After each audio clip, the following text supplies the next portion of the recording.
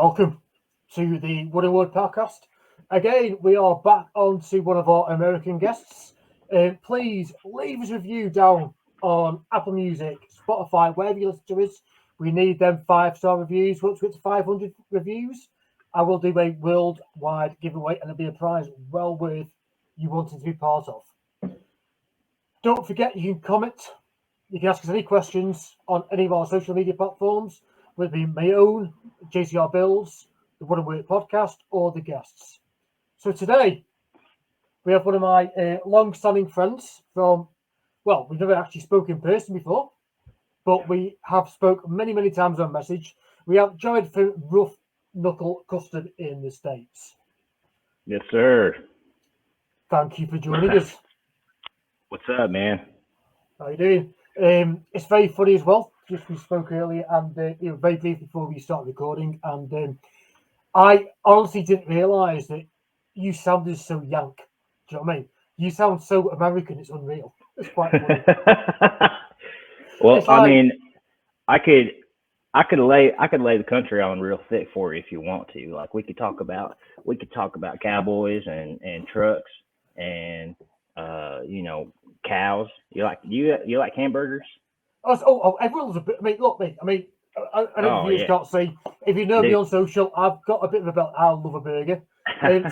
So what you're saying is you're a bit of a redneck, really. Is what you're a redneck. uh, Yes. I'm from So I'm from Oklahoma in the United States, and we are big on cattle. We're a big beef state. So if you eat hamburgers in the United States, odds are you might get some of our beef. cool. So for those people, obviously, a lot of our listeners will not know who you are.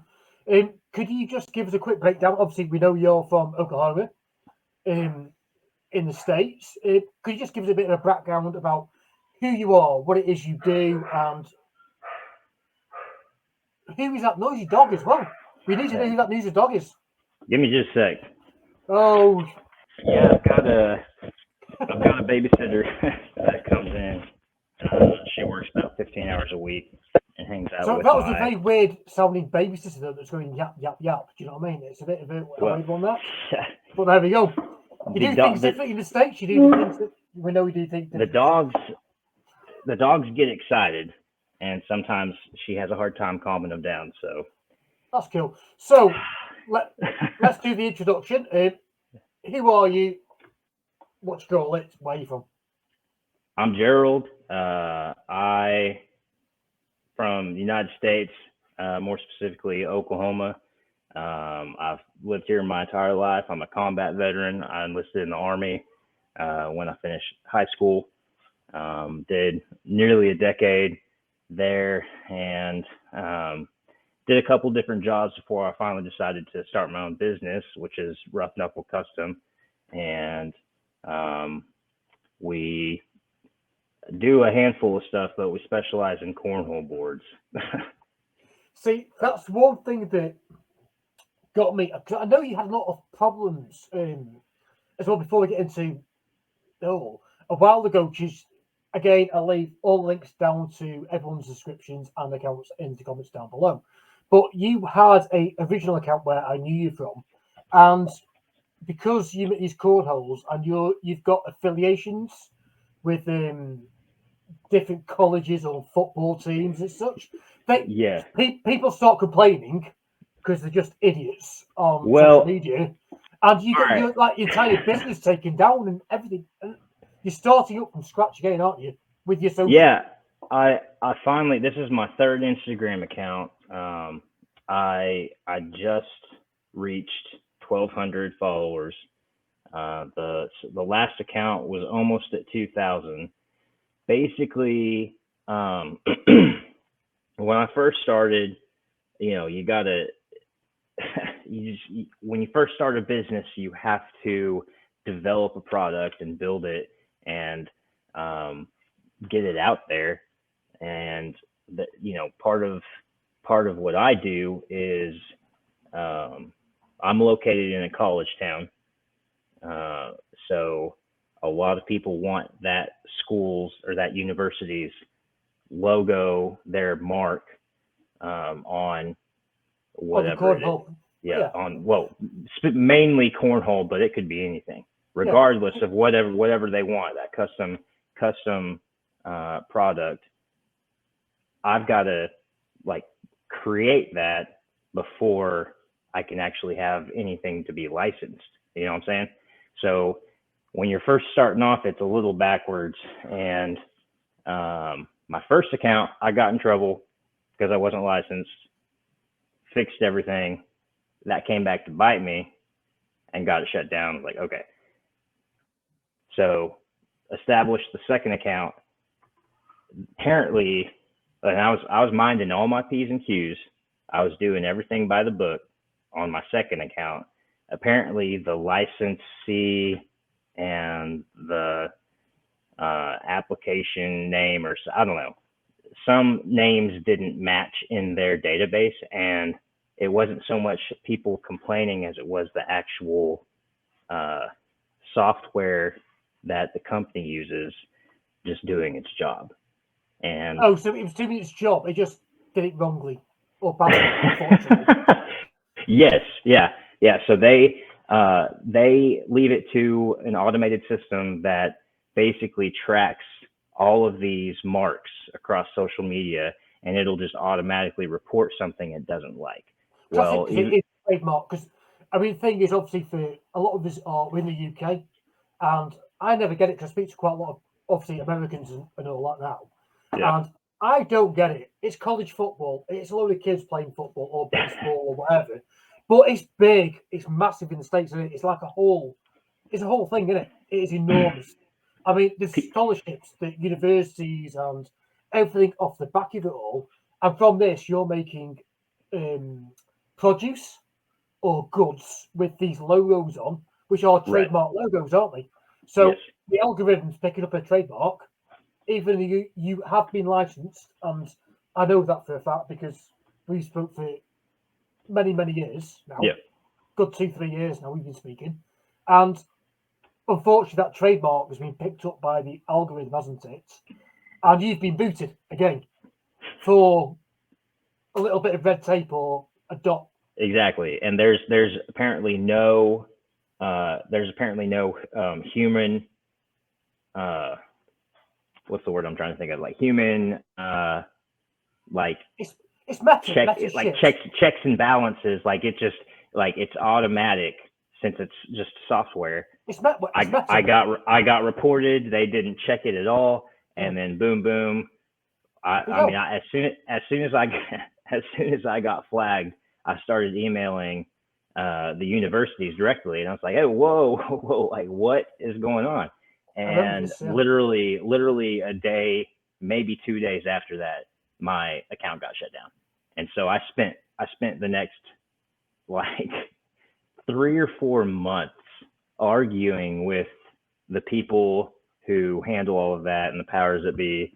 I'm not going to name drop because I don't want to.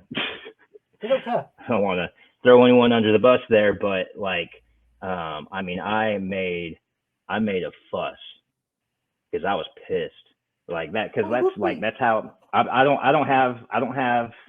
Well, okay, I had a shop. I had a commercial building that I was working towards getting remodeled and set up to where I could have customers come. That's right. You moved, didn't you? Not long ago. You moved out. Yes. 6 months ago.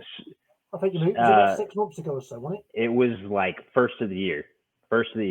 So 8 months. Yeah. Yeah. Basically, my wife was working remote. She had a bomb ass job set up. She was able to stay home and hang out with the baby.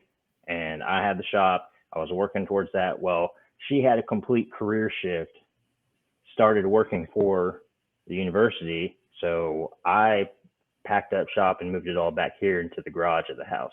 So now I split my time with, baby duties and shop duties. So the 15 hours that the babysitter comes in, I'm able to come out and really focus and get stuff done. But for the most part, it's basing everything I do off of an 11-month-old right now. It's just I mean, even trying to schedule this podcast, it's been chaotic. As you even. So yeah, this is taking us about 4 months to actually get into Jeez. Get down to, because you really want to come onto it, so we got you onto it because I only did the Americas once a month because of the time difference, and then one thing after another, and another thing, and another thing. Yeah, it's taken us about 6 or 7 retries to get him finally on because, again, we've been speaking for months and months and years. It's like, yeah, you've got to be part of it at some point. Do you know what I mean? So, I mean, I can vouch 100% that I know that all your stuff was above board, and you were very much, you had your licenses in place from the account I knew you from anyway, which was your last account. Yeah. And again, you've had other problems since your new account as well, haven't you? But again, cornhole. Now, this sounds really, really rude to me. You know, it sounds like some sort of pornhub type thing. Yeah. It sounds super dirty. Aye. So, I mean, I do rip you all the time on this. It's quite funny. Well, I find it funny. So, Rockler, which are a big American firm, they do some like very basic woodworkers plans for how to make this, and they do some cornhole boards. So I keep saying this is how he makes them, but he doesn't. I mean, you've got to go and check out his page. I mean, your page. I mean, your stuff. It's like you do the decals, you do the inlays, you do like full. They all like pieces of art. But I'm sorry, but what the fuck's a cornhole? Do you know what I mean? I mean, it's very much. I know it's a Yank game. So it's very so it's bags. Yeah. I mean, they're bean bags. People call them bean bags, but they're filled with corn. They're filled with corn feed, which is where the term corn falls into place. And then you're trying to throw that bag full of corn into a hole, hence cornhole. So that's yeah. So these boards basically, for obviously you got to envision people don't know what it is. So the board, from what I'm seeing off social, is about 2 foot wide, 3.5 foot long. At a slight angle. You're about 12 foot apart. You're just being you are 20. You're 21 feet apart. I think you're 21 foot. All right. So no. Sorry. 27. 27 feet apart. Yep. So in real money, we're about 8 meters apart. 9 yards apart. The boards are 2x4. So 9 yards is about 8 meters. So we do real. The top edge. The top edge.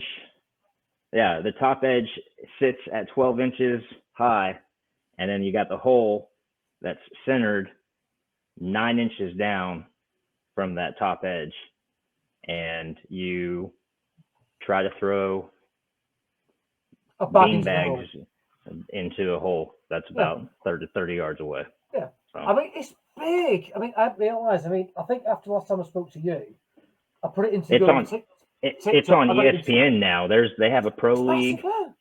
There's the ACL, American Cornhole League. That's dude. All right, so listen, man. I am military gung ho. Like I'm ready to serve our country kind of dude. All right. I deployed to Afghanistan. My job was Army infantry. Like I love that stuff. All right. If you would have told me a decade ago that I would be building cornhole boards. You like throwing bags into holes. I like if you would have told me a decade ago I'd be building cornhole boards for a living, I would have asked you.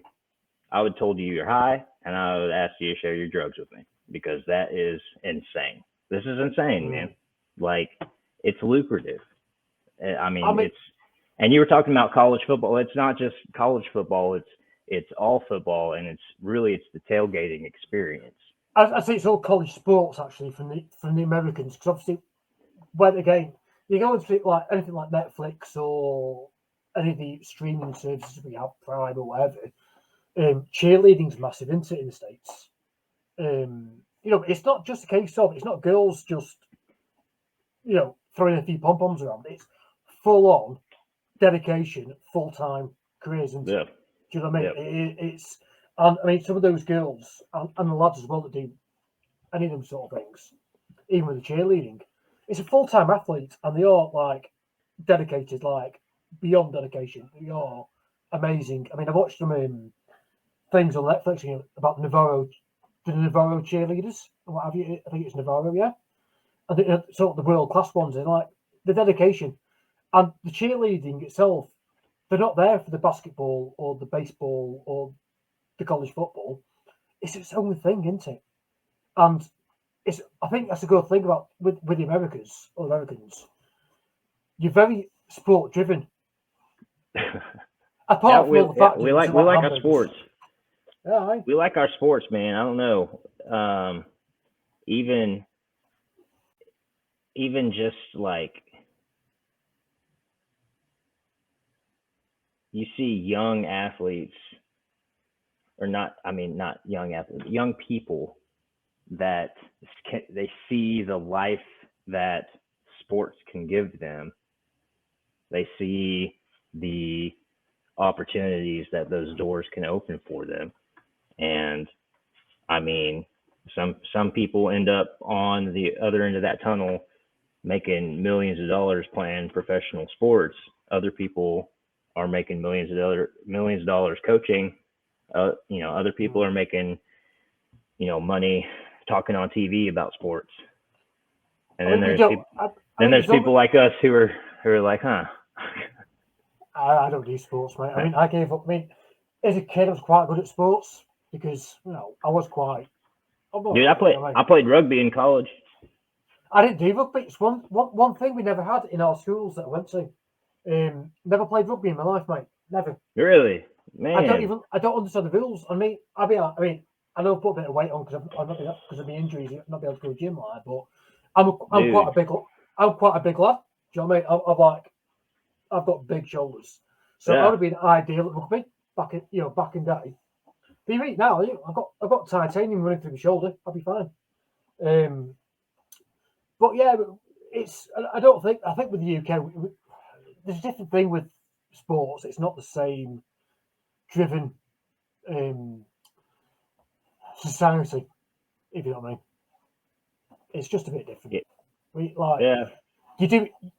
It's Sunday league, mate. You have to walk down the park, pissing down rain to play football. That's it. There isn't the backup where, with the Americas, you see the. Dude, I was playing when I was a kid. I was playing sports in my front yard. I mean, But I mean, in college, so we're talking what? Because again, we have all the different ages with college grades and all that. So we're talking, say, let's go from 12-year-olds to 20-year-olds. Is that sort of like block?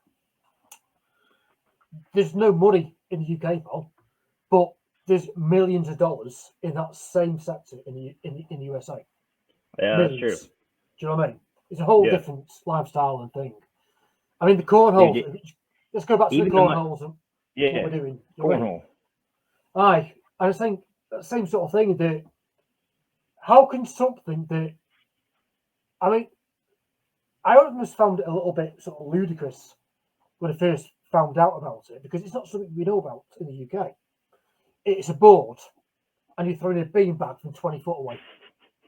It's ridiculous to a point. I mean, in the UK, mate, they used to have pegs in the ground, and you get a horseshoe, and you throw a horseshoe on the peg. Yeah, horseshoes. Right.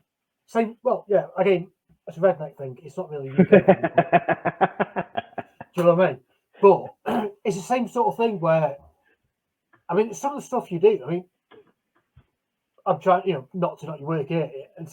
It's pretty spectacular. Some of your stuff again. I mean, I even said when we were speaking to it a while ago that I'm going to make some for my nieces because I think they'll love it. They've got a massive garden. You can make it very basic out of just a bit of sheet plywood, a bit of 3x2, can't you? If you're into the basics, and that's it. Yeah. Like real strip it back basics. But I mean, your stuff. I mean, you're doing inlays, aren't you? And transfers. No. I'm not doing inlays on the boards. I'm hand stain everything. Everything is hand stained. That's it. So to get your graphics, are you doing it freehand, or are you using decals to get the emblems? I use software on my computer to print vinyl stencils, and I've got a large. It's a US cutter All right. U.S. cutter MH871, and I use that to cut vinyl adhesive stencils, which I then apply to the face of the boards. Right. Stain whatever color I need to stain. If there's multiple colors, I'm going to either print another stencil and remask. So Yeah. Basically a remask would be applying a stencil to cover where you just stained, so you can stain the next color. Or that's what we can do it in stages. So you can do like right. You do red, white, and blue. So you take the red bit, you do that. The next bit would have everything covered that was red, but only the blue showing, and then you do the same again. So all right. So red, white, and blue. What I would do there is I would stain the blue first because it's the darkest. I'd cover that up, or there's a method called a polyover, which is a method I use a lot, and that's just applying a coat of polyurethane over where you just stained. Then you can weed the stencil, part of the stencil where you're about to stain next, apply your stain, and then wipe it off of where there's poly, and it's not going to stain where there's poly. Yeah, they use that. I mean, I've started recently because I was doing one project, and I got a bit nerdy again, and I've gone back to a bit my old Warhammer days. With the miniatures, and again, it's a trick that a lot of people use across a lot of different hobbies as well. Is if you apply a gloss varnish to an item, that becomes a reset point. So whatever you do after that, you can take off, but you can't do anything before that because the gloss set. So the urethane, it seals everything in. That becomes the starting point again, doesn't it, for the next? Yep, you got it. Evolution. People to expedite, they'll use little heat guns to help the poly dry faster. And I mean, once that coat of poly's on there, it's going to protect whatever color you just stained. And the reason why I start with the darkest color first when doing a poly over is because that next color I stain is a lighter shade, so it's not going to, like, whatever residue is left isn't going to stand out as much. Yeah, you always go from dark to light, don't you, in those? Yep. So you always do highlights. Yep. So it's a bit lads. But one thing I've got to point out, and I'm very sorry for those ones that, because not a lot of people do obviously watch the video feed. My microphone is just falling off, by the way, so just clamping that back down. Is your shop is remarkably tidy behind you. I mean, behind you, that's all right. It's like it's got like little sort of like shelves with all the like finishes and stuff, and they're all stacked super neat. And then he's got all these little drills and little slots and a bit of a French cleat wall. It's just been on the Instagram actually. Was that today or yesterday on your Instagram? Yeah, I posted that today, I think. There you go. For those, again, if you are listening, go and check him out on his Instagram page. Yeah, that's tidy. That's tidy as fuck, that is, pal. That's nice. You can't be a bit of organised. I mean, that is pretty much. I mean, that's tidy. Even your Microsoft. Yeah. Okay. So that's probably about what we'd call a quadruple garage in the UK.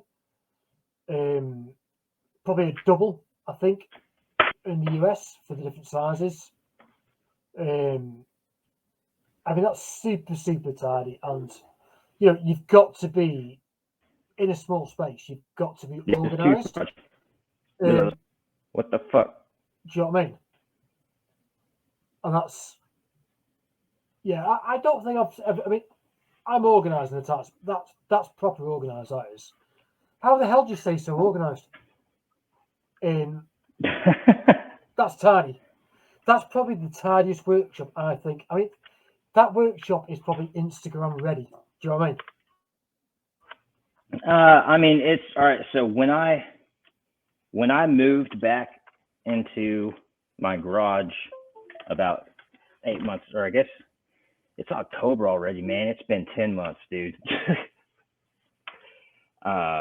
Shit, it has, hasn't it? Wow. That's gone quick. Yeah, okay. So I built this workstation is built out of scrap wood. So the surface is it's that like an not 84 roughly? Yeah. And it's got It's a table. not, It look like it's got a table saw built into it. yes, it's got a work site, a Bosch work site table saw that's built into it. I built it. It was just real hasty, man. Like I needed a workstation. Like I needed to get a spot where I could get all this stuff a little bit more organized, a little less chaotic, and then I could get back to orders. So real quick build. It's gotten the job done, but it's not like, I wouldn't call it Instagram ready. But they're like, it's in the works, eventually, like whenever I get to it, to kind of, redo that, to build a couple more workstations, kind of organize the larger tools and all that. So we're getting there. That's tiny. I mean, I've got a banner on mine, like a green screen type banner, so you can't see my workshop behind me. And it's a mess. My workbench is just behind me. It's got 3D printers on, because the 3D printers normally sit here in front of the PC screen. So I had to make sure they were shut off for doing the podcast, and everything's everywhere. And like, dude, yesterday, I see some people. Like, I stress a little bit about how much space I don't have, but then I see other people who are producing, like, amazing products and doing some super fine craftsmanship and work, all that in even smaller spaces than what I've got here. So it's like you've got about 4 to 5 times more space there than what I've got in my bedroom, mate. What my workshop. Seriously? Straight up, mate. Man. So my workshop, and it's 3.5 meters by 4 meters. That's how big mine is. That's insane, dude. That's my workshop. So like today, I've been spraying today. Been doing a lot of spraying. So I've got a 3 meter by 3 meter gazebo. So that's what 10 foot by 10 foot that I put out in the driveway. All enclose it in, and I've been spraying all handmade furniture in the gazebo all day. Yeah, that's I anytime I spray, I always have to spray. Anytime I apply my poly, I always spray it. And there's like, I'm absolutely not gonna spray inside my garage. So I spray in the driveway every time, every single time. I am only using water based, so poly's totally different. With it being like solvent based, it's totally different. Dude, water based poly is the way to go. Like there will be times when I might choose to use an oil based poly, more particularly with like a satin finish on interior furniture.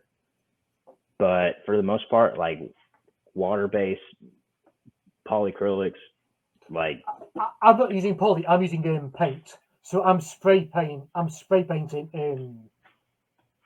fitted furniture with like a water-based color paint. So it could be greys or greens or blacks or whatever. But no, I literally make everything, mate, in my workshop, which is so where this is now. This is on my workbench with all my 3D printers on, which I run the 3D printing business off. Directly behind me, I have my 7 foot by 3.5 foot workbench. Behind that is the tool wall with all the tools. I mean, that's what you see on YouTube, is that wall, because all my studio lighting is above me, pointing the other way.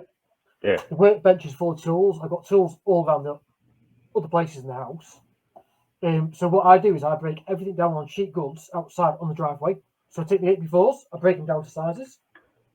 So I'm making a Welsh dresser at the minute that's 2.3 meters tall. So I'll be making that with the Lamello Zeta and the Domino in here in my small workshop. Yeah. When it's made, I take it outside, I spray paint it so it's finished. It then goes to the site to be fitted. Dude, that's the worst. Like when dealing with a small space is once you start working on larger products and you're like, not only are you running out of space for the actual workpiece itself, but you're running out of space for you to maneuver around it and you know, be a little more efficient. The biggest they've done is 2.7 meters long. It was an oak wine cabinet, and I shit you not, mate. Right, I was literally stood on top of my workbench, on top of the bins, to fit the pieces because I physically couldn't fit either side end of the room. I couldn't. As you said, Dude, it was the entire size. My wife trying to get to and from her car when she was going to work, whenever that table and bench that I just posted, the install I did yesterday, she was getting fed up because that was like an almost 8x4. It was 40 inches wide, 8 feet long. And full then sheet, pretty much. That's and pretty and much a then full the sheet, isn't it? yeah, and then the bench was like 60 inches long and like 14 inches wide. So like it's just running out of space is probably like the biggest thing that stresses me out in this shop. Like everything's organized. I know where stuff's at. You know, I don't care. I mean, not having dust collection sucks. Not having air conditioning sucks, you know. But when it comes down to it, like not having the space really like wears on me sometimes. See, one thing I did put into my little workshop recently was I've got a record power AC 400. It's not air conditioned, so basically it's a ceiling mounted thing, and it's only to take all the dust out the air. Do you know what I mean? Yeah. So even though it's an air purifier, right? Air filter, I'd say. It's not really a purifier because a purifier I think needs water in it as well. But so I always have my Festool MIDI hooked up to whatever I'm working with, as a matter of course. You know, dust extraction in at least term of the phrase. But I tell you what, mate, I put this air thing on, and it's only about 18 inches by 10 inches by 2 foot. Goes on the ceiling. The amount of dust that picks up is unreal. And that's even with all the Festool gear. So Festool's meant to be like 96 to 100% dust free. I finally took the time the other day to clean out my truck, and because it like the amount of dust that is, I say dust, it's fucking sawdust. Like, let's be real here. It's all wood dust, you know, like super bad to breathe.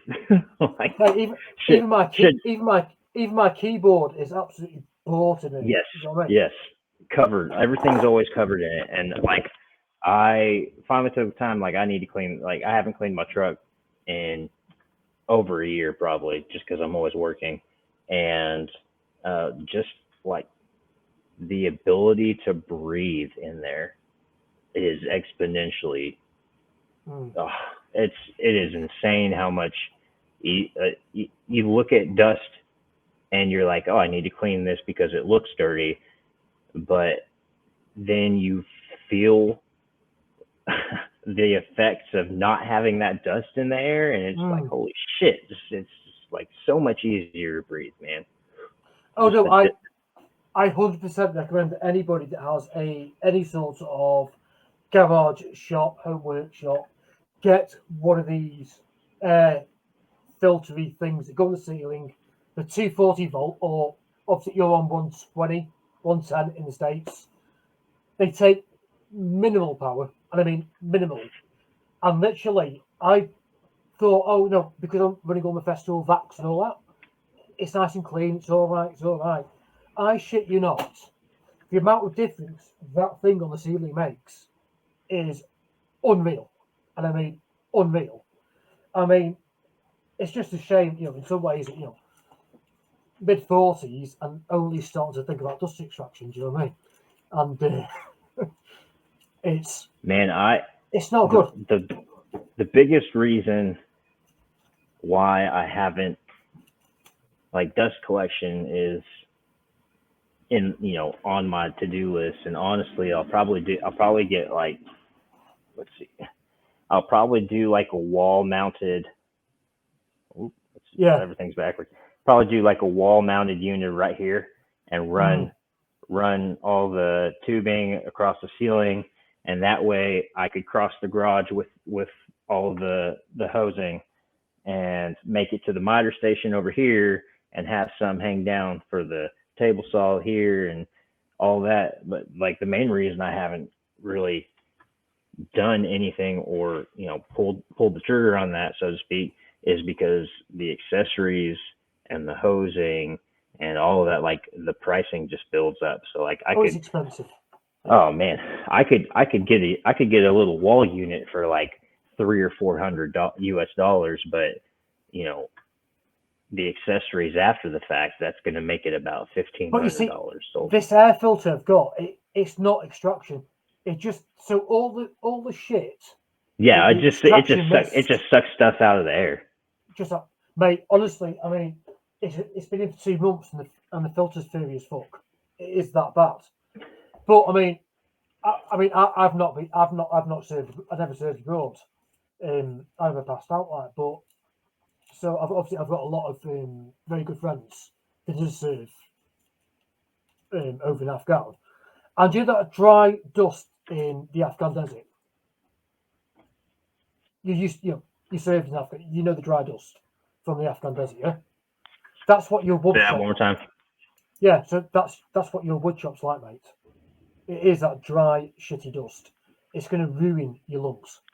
Oh yeah, absolutely. It's that's why, like, I've always need to get on top of it. Oh well, yeah, I've got I wear the mask, but like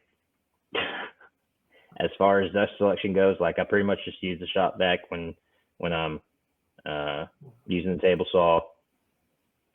I've got oh man, what is his name? The guy on Instagram developed a 3D printed dust collector for miter saws. Oh yes, I saw the Shop Nation in the States. Yeah, that's Shop Nation. Yeah, I'll be ordering from him once I get everything set up. Yeah. I mean, obviously, there's lots and lots of other I mean, I make a lot of 3D printed stuff and all that. But yeah, you'll be talking about with the States. It'll be Shop Nation. He's done some amazing bits, and he's an engineer by trade. So he knows how to reverse engineer shit. That's pretty much what he does, and he's all he does. I've forgotten his name actually, but yeah, it's Shop Nation in the States. He's a very talented lad. Right, we've hit our quota for today. So it's time go get some sleep, man. Dude, it is. It's late for me. It's like coming up 9 p.m. in the UK here today. So please go check out Rough Knuckle Custom on Instagram. Give him a like. His stuff is absolute quality work. No, it is. He thought I was going to say shit then because we like having a jest. No. We've spoken on Instagram for years. On Instagram for years. First time I ever spoke face to face or in this sort of conversation. You didn't think I was a catfish, did you? Well, I thought that, when you kept fucking dropping me. Do you know what I mean? Well, you never know. But yeah, please get on the Wood Work podcast. Leave us a review. Apple, Spotify. Once we get to 500 reviews, worldwide giveaway, I will make sure it's worth your while. Thank you very much for joining us today, pal. Thank you very much for joining us at long last and giving up your time. Again, all links to social media will be in the comments down below. Any questions, get into contact. We'll see you next time.